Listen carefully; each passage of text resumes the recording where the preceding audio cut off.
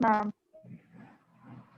Okay, then today we will start with new unit. Yes, ma'am. And first topic of your new unit, that is your third unit. And first topic of your third unit is mutations and their types. Screen is visible to everyone, beta? Yes, ma'am. Then it is fine. Yes, ma'am. Okay, then we'll start with mutations. किसी को पता है mutations क्या होती हैं? सुना है कभी? Can anybody tell me? Yes, ma'am. क्या होती हैं? Yes, ma'am. मैम जब डीएनए के न्यूक्लियोटाइड सीक्वेंस में जब कोई डिलीशन या फिर इंसर्शन होती है तब। यस मैम, उसमें जब डीएनए में रेप्लिकेशन आ जाती है ना, बाद में जब उसमें अल्ट्रा यूवी रेज की रेडिएशन वगैरह जाती है तो उसके बाद उसमें म्यूटेशंस आ जाती हैं, क्योंकि उसके नाम वो चेंजेस आते हैं ना न्यूक्लियोटाइड जो होते हैं। ओके ओके गुड, चलो आइडिया है सबको। पर मैं आपको कुछ थोड़े से छोटे छोटे points I tell you this ways कि आपको कुछ ना कुछ वेरिएशन आपकी डेफिनेशन में और मेरी में दिखेगी, ठीक है। बेसिकली क्या है mutation? Everybody knows that there is a kind of change, some changes in the nucleotide sequence और in the base sequence of DNA, right. Basically क्या होगा, आपका जो जीनोम है उस जीनोम में कुछ चेंजेस आते हैं। वो जो चेंजेस आते हैं ना बेटा, वो चेंजेस ऐसे चेंजेस होते हैं जो कि खुद ब खुद भी हो सकते हैं स्पॉन्टेनियसली, और वी में इंड्यूस देम। अगर हम चाहें तो ये चेंजेस हम खुद भी करवा सकते हैं, ठीक है। लेकिन इन चेंजेस की एक इम्पोर्टेंस होती है कि ये जो चेंजेस होंगे ना, दे will result in some specific phenotype or phenotypic or morphological or biochemical expression, right? और ये जो चेंजेस होंगे इनका सबसे इंपॉर्टेंट पॉइंट होता है that they are heritable, that is these changes can move from और they can be inherited from one generation to the other generation, ठीक है। और ये चेंजेस जब अपने आप होते हैं ना, तो अपने आप कैसे होते हैं? इधर ये चेंजेस होंगे सेग्रीगेशन में और रिकॉम्बिनेशन में और रेप्लिकेशन में, ठीक है। सबसे इंपॉर्टेंट पॉइंट क्या है, आपके जीनोम में कुछ चेंजेस होंगे ये, ठीक है। सेकेंड इंपॉर्टेंट पॉइंट क्या है कि ये जो चेंजेस होते हैं दे आर इनहेरिटेबल। तो आपने याद रखना है these are irreversible inheritable changes in the genome of any living organism, ठीक है। और जब म्यूटेशन के बारे में स्टडी स्टार्ट हुई, it was started in the early 19s, ठीक है। तो ये जो टर्म थी mutation, it was given by the scientist और the geneticist, will say he was Hugo de Vries. He gave this term in 1900। लेकिन mutation का जो स्टडी था, this didn't and over here. ऐसा नहीं है कि एक बार म्यूटेशन टर्म पता चल गई तो उसके बारे में इसकी स्टडी खत्म नहीं हुई। It is going on till now. So we'll say कि जब म्यूटेशंस के बारे में स्टडी स्टार्ट होगी 1900, तो उसके बाद क्या था, जो म्यूटेशंस हो रही थी due to X-rays in case of Drosophila, that was discovered by H.J. Muller, and X-rays की वजह से जो बार्ले में म्यूटेशंस हो रही थी, they were discovered by Stadler, and there were some more scientists. One was Orbach and the second one was the Robson. They described mutagenic effects of mustard gas. Which effects of mustard gas? ठीक है। Basically क्या था, जो different जितने भी बेटा mutagenic agents थे उनकी वजह से जो म्यूटेशंस हो रही थी, every scientist try to study them कि वो म्यूटाजेनिक एजेंट्स कौन से थे और वो कैसी कैसी म्यूटेशंस कर रहे थे, ठीक है। तो फर्स्ट जो ब्रीडिंग प्रोग्राम, जब म्यूटेशन या ब्रीडिंग प्रोग्राम जो था, दैट वाज इनिशिएटेड इन 1929।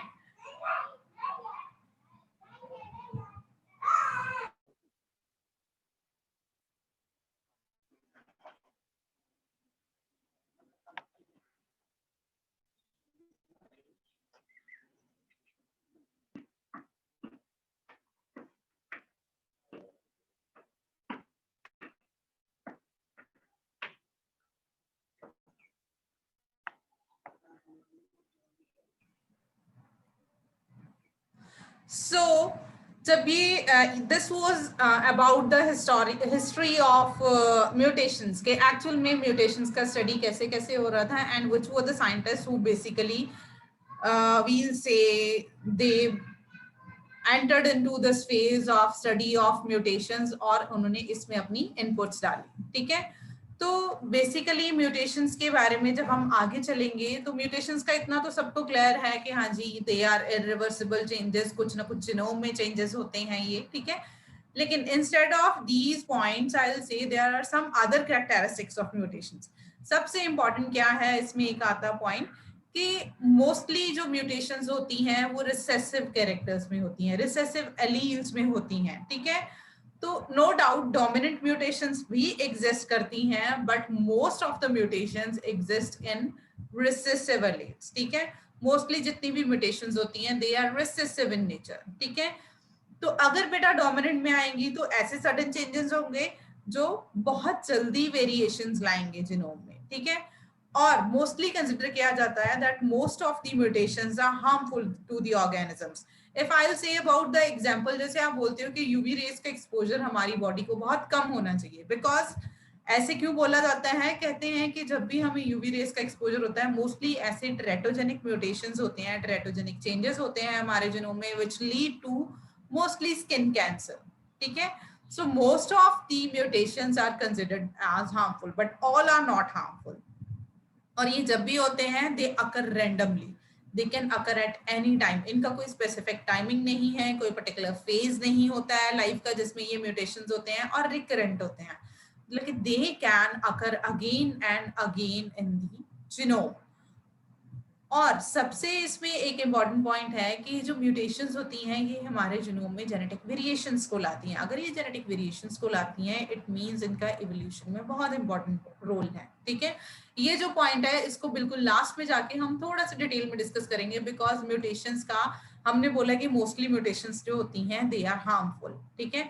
लेकिन ये म्यूटेशंस का कहीं ना कहीं अडेप्टेबिलिटी में रोल है, how they help in adaptation, और वही adaptation how it is going to play role in evolution, ये क्या है, that is actually significance of mutations, okay। so इसके बारे में हम थोड़ा सा इस पे स्ट्रेस देंगे in the last, ठीक है। so next we will move towards कि जो mutations हैं, mutations are not of one particular type, there are number of categories of mutation, लेकिन जब हम इनको classify करते हैं तो किस बेसिस पे क्लासिफाई करेंगे, there are number of basis जिसके बेसिस पे हम क्लासिफाई करते हैं अपनी म्यूटेशंस को, ठीक है। जो फर्स्ट बेसिस है दैट इज कि म्यूटेशंस का डायरेक्शन कैसे है, वो किस तरफ उनका रिजल्ट क्या आ रहा है, उनका प्रोडक्ट क्या आता है। तो उसके बेसिस पे we do have two categories of mutations, one are forward mutation and the second category is are reverse mutations. जब हम फॉरवर्ड म्यूटेशंस की बात करते हैं तो क्या होता है, जो वाइल्ड एलील, बेटा हमारे पास एक्चुअली अब इसको डिस्कस करने से पहले यू शुड नो अबाउट कि जो एलील्स होते हैं, आपने अभी तक सुना होगा there are two categories of alleles, one is dominant one and the second category is the recessive. लेकिन इनके अलावा कुछ और कैटेगरीज भी एग्जिस्ट करती हैं जिनको हम बोल देते हैं wild allele and the second is the mutant. अब वाइल्ड एलील वो होगा बेटा जो नॉर्मली हमारी बॉडी में ईदर इट्स इन ह्यूमंस और इन माइक्रो ऑर्गेनिजम्स और इन प्लांट्स जो नॉर्मल फॉर्म या normal alternative forms of genes exist करेंगे उनको हम वाइल्ड बोल देते हैं, जो नेचुरली एग्जिस्ट कर रहे हैं, नेचुरली नहीं बोलूंगी, जो नॉर्मली एग्जिस्ट कर रहे हैं, ठीक है। लेकिन अगर उसी एलील में कोई चेंजेस हो जाते हैं, म्यूटेशंस हो जाती हैं, तो उस form of that form of allele after mutation in the wild allele is known as mutant allele, right. तो वाइल्ड एलील से म्यूटेशन के बाद जो म्यूटेंट एलील बनता है, this process of formation of mutant allele from wild allele is known as forward mutation, ठीक है। लेकिन हम कुछ केसेस में क्या करते हैं, अपने म्यूटेंट एलील्स को दोबारा फिर से उनकी वाइल्ड फॉर्म्स में कन्वर्ट करते हैं। उन म्यूटेशंस को क्या खुद भी कर सकते हैं और ये नेचुरली भी एग्जिस्ट करती हैं, ठीक है। तो उनको क्या बोल देते हैं, reverse mutation, right. So now we will move towards the next basis of classification of mutation, that is cause of mutation। कि जब mutations होती हैं तो बेटा वो mutations कैसे होती हैं। एक बोला जाता है कि mutations बेटा अपने आप हो जाती हैं, उनका कोई हम खुद उनमें आर्टिफिशियली खुद इंड्यूस नहीं करवाते हैं, उन म्यूटेशंस को हम बोल देते हैं स्पॉन्टेनियस म्यूटेशंस, अपेरेंटली हो जाएंगी, ठीक है। लेकिन कुछ होती हैं इंड्यूस म्यूटेशन, जो इंड्यूस म्यूटेशंस होते हैं उनमें हम क्या करते हैं, हम कोई ना कोई फिजिकल या केमिकली उनको एक्सपोजर देते हैं, कुछ पर्टिकुलर ट्रीटमेंट्स देते हैं जिसकी वजह से म्यूटेशंस होती हैं। जैसे कि अगर हम बोलें हमारे पास सबसे जो कॉमनली म्यूटेंट यूज किए जाते हैं, हम उनके बारे में भी डिटेल में स्टडी करेंगे जब हम म्यूटेजेंस के बारे में स्टडी करेंगे कि ऐसे कौन से फिजिकल एजेंट्स हैं जो म्यूटेशंस करवाते हैं और ऐसे कौन से केमिकल एजेंट्स हैं जो म्यूटेशंस करवाने के लिए यूज किए जा सकते हैं, ठीक है।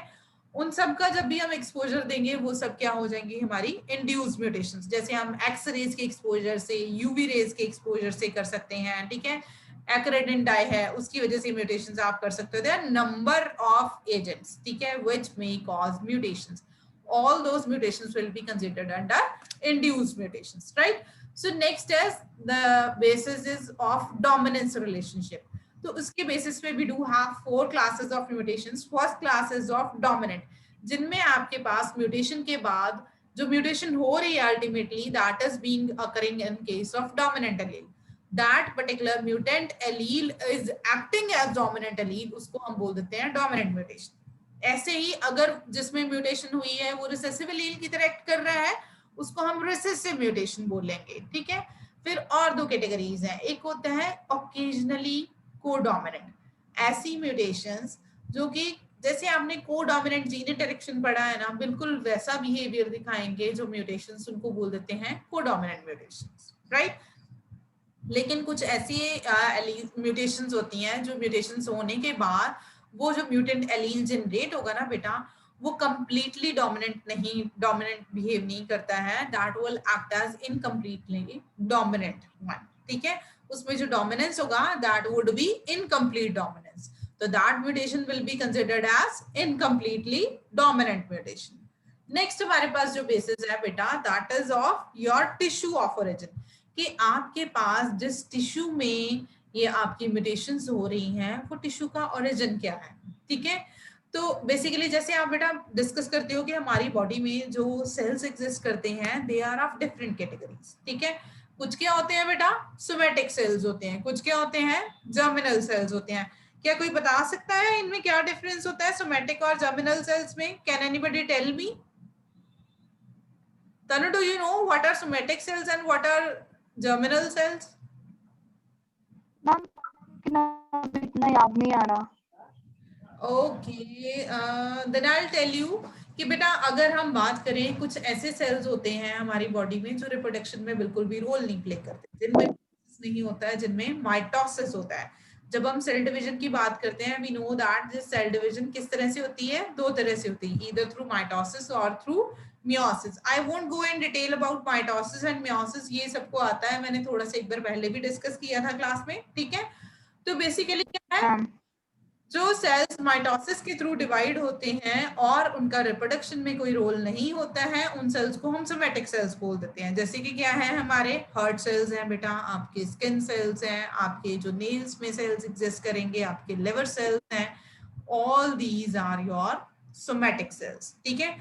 ऐसे ही अगर हम प्लांट्स की बात करें, प्लांट्स में सोमैटिक सेल्स कौन से होंगे, जो उनके लीव्स में होंगे, उनकी स्टेम में होंगे, उनकी रूट्स में होंगे, all those will be considered as somatic cells, ठीक है।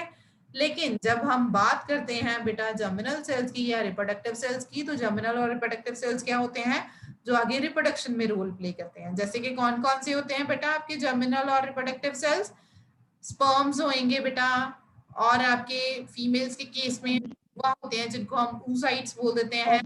अब जब हम प्लांट्स की बात करेंगे तो प्लांट्स के केस में क्या क्या होंगे, मेल गैमेटोफाइट, फीमेल गैमेटोफाइट, जैसे कि आपके पोलन ग्रेन्स हैं, और इन अदर वर्ड्स आपके एग सेल्स हैं। All two cells are your reproductive और germinal cells. I hope Purnima, Harkiran is not there, okay. Purnima को कोई दिक्कत नहीं आ रही होगी, I am trying to tell every single term which is being used over here in this topic, okay?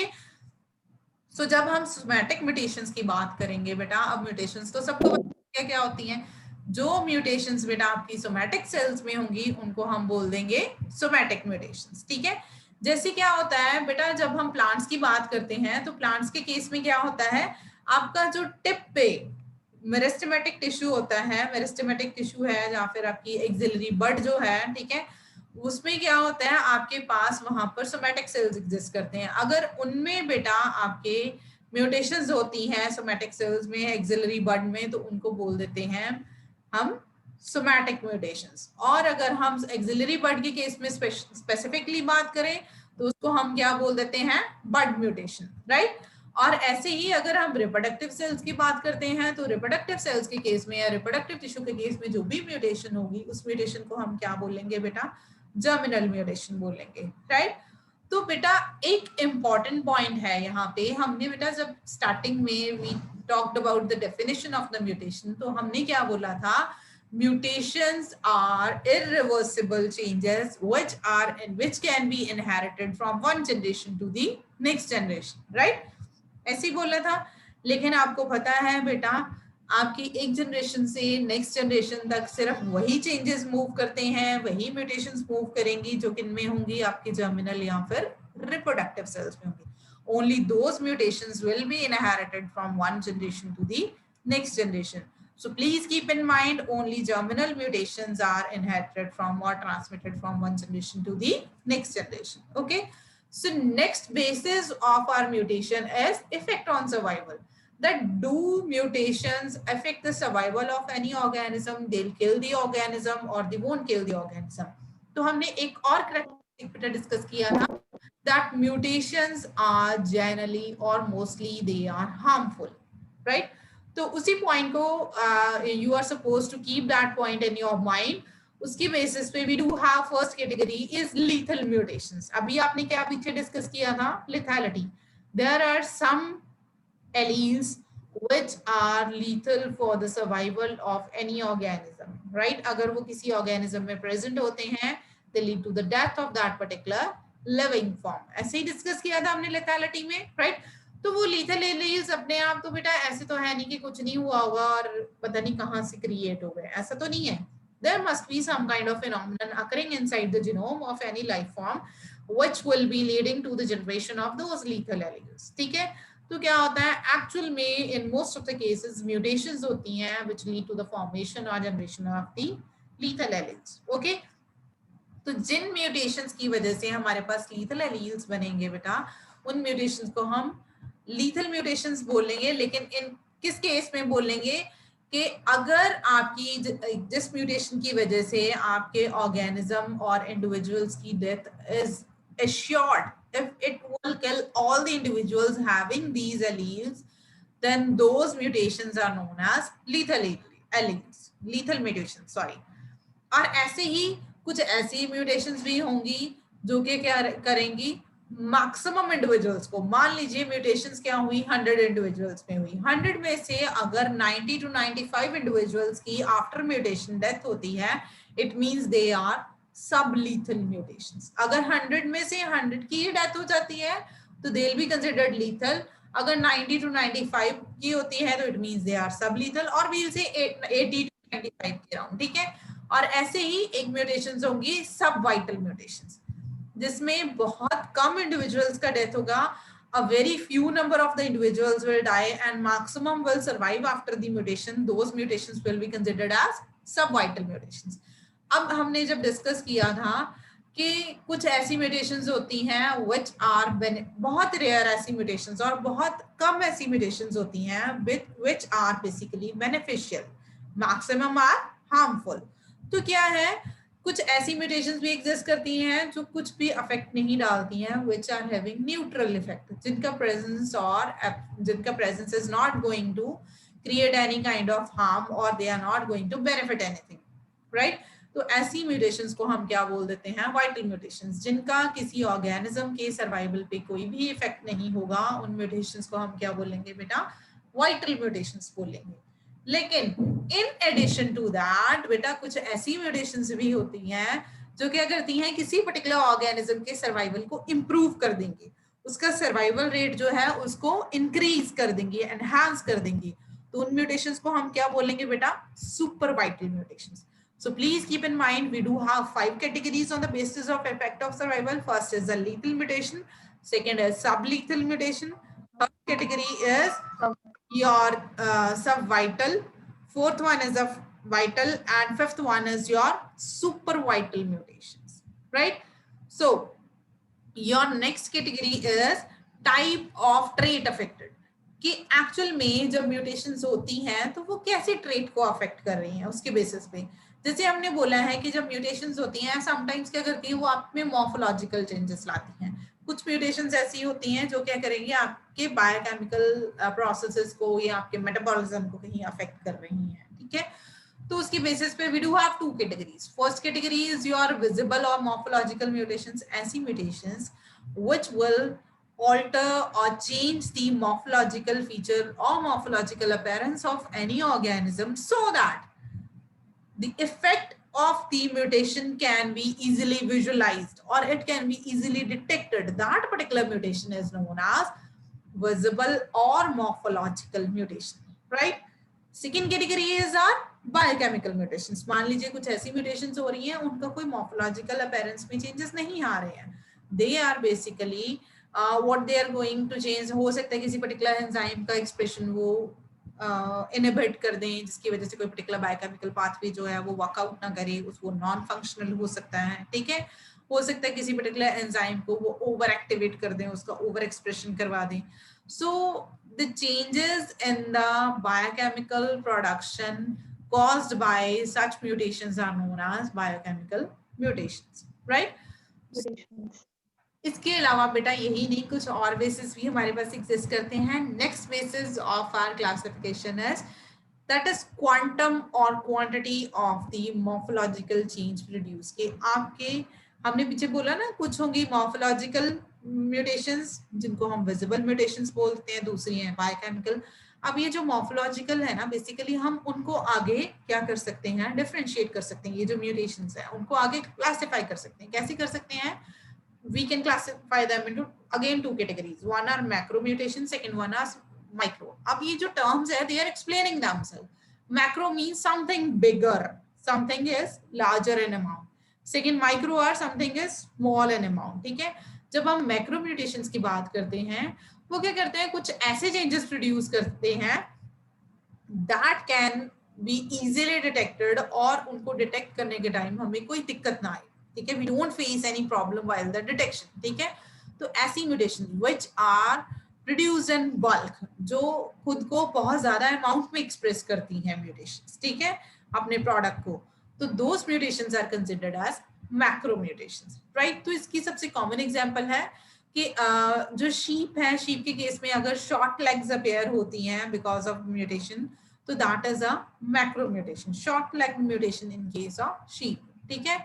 तो ये जो होंगी म्यूटेशंस जो हमारी मैक्रो म्यूटेशंस हैं ये मोस्टली किस में होती हैं, क्वालिटेटिव ट्रेट्स में। क्वालिटेटिव ट्रेट्स जो है which are going to affect the quality of something, ठीक है। तो ऐसे ही बेसिकली वील से फिनोटाइप या जो एक्सप्रेशन है that can be of two types, one is qualitative, second is quantitative. अगर कोई एक्सप्रेशन एक्सप्रेस करता है that is qualitative, if it is affecting the expression और quantity of some product, for example कि कोई बायोकेमिकल है, how much amount of that product is being produced, तो that is a quantitative trait, right. तो ऐसे जब हम micro mutations की बात करेंगे तो माइक्रो म्यूटेशंस के केस में क्या होता है, अगर कोई मॉर्फोलॉजिकल चेंज या फिर जो भी एक्सप्रेशन आ रहा है किसी पर्टिकुलर जीन का या एलील का, if it is in very small amount and it is not easily detectable, तो उसको हम बोल देते हैं माइक्रो म्यूटेशंस। और इनको obviously if they are not easily detectable और नॉट इजीली विजुअलाइजेबल, तो ऐसी म्यूटेशंस को डिटेक्ट करने के लिए will have to use some special techniques, right. तो ऐसी म्यूटेशंस जो है mostly they are in case of quantitative traits. For example हमने ऐसी म्यूटेशंस को अगर स्टडी करना हो सकता है हमें एचपीएलसी की हेल्प लेनी पड़े, अगर कोई पर्टिकुलर बायोकेमिकल प्रोडक्ट ही इसमें अफेक्ट हो रहा है इसकी वजह से, राइट। तो नेक्स्ट हमारे पास आ जाता है बेटा that is your cytological basis, ठीक है। Cyto means something at the cellular level, ठीक है। तो बेसिकली क्या है, इसके बेसिस पे we do have three categories. First is your chromosome. Chromosome क्या है, जहाँ पे आपका जीनोम, जो क्रोमोसोम का स्ट्रक्चर या क्रोमोसोम का नंबर वेरी करेगा, ठीक है। जैसे कि अगर हम बोलते हैं आप लोगों को कुछ ना क्रोमोसोमल एब्रेशन स्टडी करते हो, कुछ डिजीजेस स्टडी करते हो, हंटिंगटन डिजीज स्टडी करते हो आप, टाउ सिंड्रोम देखते हो, ठीक है। ये सब क्या होती हैं आपकी क्रोमोसोमल एबरेशंस है, ठीक है। नॉर्मली तो अपेयर नहीं होती हैं, they mostly appear because of some mutations, ठीक है। तो if there are some detectable changes in either chromosome number और द स्ट्रक्चर, अगर आपके क्रोमोसोम का नंबर कम हो रहा है या फिर ज्यादा हो रहा है, ठीक है, तो उसको हम क्या बोल देंगे, they are chromosomal mutations, right. और जैसे अगर हम देखते हैं ड्रोसोफिला के केस में जो 12 अपीयर होती है, that is because of chromosomal mutations, right. Second mutation category is of gene mutation. Gene के केस में क्या होगा, आपके जीन के सीक्वेंस में कुछ चेंजेस आएंगे, हो सकता है आपका कोई बेस चेंज हो जाए, कोई पर्टिकुलर न्यूक्लियोटाइड चेंज हो जाए। Excuse me. इसमें कौन कौन सी कैटेगरीज आ जाती हैं, जैसे आप बोलते हैं ना पॉइंट म्यूटेशंस, आपने सुना होगा, आपने इन्वर्जन सुनी होंगी, आपने डिलीशंस और सब्स्टिट्यूशन सुनी होंगी। All those categories fall under the category of gene mutation, right. Third category of mutation which fall under cytological basis of classification as cytoplasmic mutations. तो इस कैटेगरी में जो म्यूटेशंस फॉल करती हैं, we call them plasma gene mutations, ठीक है। अगर mitochondrial और क्लोरोप्लास्ट जीनोम या क्लोरोप्लास्ट जो डीएनए होता है, अगर इनमें कुछ चेंजेस आती हैं बेटा, उनको हम बोल देते हैं साइटोप्लाज्मिक म्यूटेशंस, ठीक है। तो ये म्यूटेशंस जो हैं दे can be inherited, but they will be inherited through cytoplasmic inheritance only, ठीक है। आई थिंक सो, पता नहीं आप लोगों ने बेटा अभी माइटोकॉन्ड्रियल या क्लोरोप्लास्ट जीनोम के बारे में पहले कभी पढ़ा होगा या नहीं पढ़ा होगा। आई थिंक +1 +2 में थोड़ा सा बेसिक पढ़ते हो, पर ज्यादा नहीं। तो I tell you in detail in future, कभी हम इसकी सेपरेट क्लास ले लेंगे थोड़ी सी 10-15 मिनट्स की, सो दैट आपको इसके बारे में थोड़ा सा आइडिया हो जाए, ठीक है। तो इसके एग्जाम्पल्स क्या क्या हैं, इसमें जो सबसे कॉमन एग्जाम्पल्स हैं कि जो मेज, सॉर्गम और पर्ल मिलेट के केस में जो साइटोप्लाज्मिक मेल स्टेरिलिटी होती है, that is because of cytoplasmic mutations, right. Okay, next we discuss about mutation is, हमने स्टार्टिंग में एक बेटा पॉइंट डिस्कस किया था। Before moving towards that point, I hope यहाँ तक जितनी भी हमने बेटा कैटेगरीज डिस्कस करी हैं सबको क्लियर है बेटा। किसी को कोई डाउट है तो यू कैन आस्क मी, और आई सजेस्ट यू कि you please go through all the categories, ठीक है। सबको डिटेल में एक बार आप रिवाइज कर लेना। अगर कोई दिक्कत आएगी तो please do call me and you can ask me your doubts, okay. So next important point है, हमने बोला था कि जब भी म्यूटेशंस होती है ना बेटा आपके जिनोम में, जिस भी लाइफ फॉर्म के जिनोम में चेंजेस हो रही है ना, तो जब ये चेंजेस होती हैं तो क्या होता है, आपके जिनोम में वेरिएशंस क्रिएट होती हैं, जेनेटिक वेरिएशंस प्रोड्यूस होती हैं। इन जेनेटिक वेरिएशंस का बहुत इंपॉर्टेंट रोल है। क्यों रोल है इनका एवोल्यूशन में इंपॉर्टेंट रोल? रीजन बीइंग, अगर मान लीजिए विद द टाइम जिनोम में कोई चेंजेस नहीं हो रहे हैं, लेकिन एनवायरनमेंट में बहुत चेंजेस हो रहे हैं, तो क्या होगा, with time we won't be able to adapt ourselves to that particular environment. जैसे अभी हम देख रहे हैं क्लाइमेट में क्या हो रहा है, ग्लोबल वार्मिंग बहुत इंक्रीज हो रही है डे बाय डे, ठीक है। अगर प्लांट्स या माइक्रोब्स, और इन अदर वर्ड्स हम बात करें ह्यूमन बीइंग्स जो हैं, इनके जिनोम में विद टाइम म्यूटेशंस नहीं होंगी या फिर चेंजेस नहीं होंगी, वेरिएशंस प्रोड्यूस नहीं होंगी, तो क्या होगा, आप लोग या फिर माइक्रो ऑर्गेनिज्म या plants, they won't be able to adapt themselves to these particular climatic changes और एनवायरमेंटल चेंजेस, ठीक है। और अगर नहीं होंगी तो हमारी अडेप्टेशन नहीं होगी, ठीक है। So these genetic variations are very important. अगर जेनेटिक वेरिएशंस आती रहेंगी तो वो क्या, जेनेटिक वेरिएशंस किसके बेसिस पे होंगी, एनवायरमेंटल चेंजेस के बेसिस पे होंगी। हमारा जो एनवायरमेंट होगा that will act as a inducing factor for the mutations. तो वो क्या करेंगे, ऐसी म्यूटेशंस जो धीरे धीरे हो रही हैं हमारे जीनोम में, they will add on to the changes into or addition to the, they'll add on to the genetic variations, और ये जो genetic variations होंगी they will make our genome and the organisms to adapt according to the present climatic environmental, right? So they will help us to adapt in these environmental conditions. इसीलिए बोला जाता है that mutations are very important. Occurrence of mutations is very important. अगर mutations होती रहेंगी तो they will surely play important role in the evolution, ठीक है। अब आप अगर देखें बेटा, आप लोगों ने ह्यूमंस के केस में एवोल्यूशन जरूर स्टडी किया होगा। 9th 10th में बच्चे सब साइंस में पढ़ते हैं कि पहले ह्यूमंस कैसे थे। आदि मानव देखा है बेटा, if I talk in a layman form, आदि मानव कैसे थे, और with the time now they have been converted into the present human beings, right. तो उनके brains were not that developed, their bodies were like we can say they were moving on their 4 limbs, they were not moving on their 2 limbs. Right now jitne bhi human beings hai, they are moving on their 2 limbs, right? They are using the legs for the movement mostly, right? हमारे brains बहुत develop कर गए हैं, हमारे सारे body organs develop कर गए हैं। ये जितनी भी डेवलपमेंट हुई है, they are because of the genetic variations और द म्यूटेशंस, और we'll say they are because of the mutations which have added on to the genetic variations, and these genetic variations, they are playing important role, or mutations are playing important role in what? Evolution, ठीक है। अब जैसे हमें बोला जाता है that we are genome is quite close to apes or to the monkeys, ऐसे ही बोला जाता है, ठीक है। क्यों है ऐसा? लेकिन अभी तो हम देखने में एक जैसे नहीं लगते हैं। वो इसलिए हुआ है कि वो मंकीज ऑलमोस्ट वैसे के वैसे ही रह गए हैं, ये एप्स वैसे के वैसे ही रह गए हैं, लेकिन हमारे एंसेस्टर्स सेम थे, ठीक है। विद टाइम क्या हुआ है, हमारे जीनोम में वेरिएशंस आए, चेंजेस आए, and these mutations which led to the genetic variations, they have helped us to adapt in the present environmental and climatic changes, and we have evolved into the modern human being, right?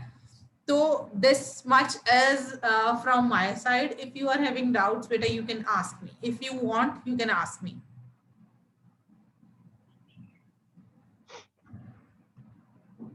बेटा किसी को कोई doubt है? No, ma'am. No,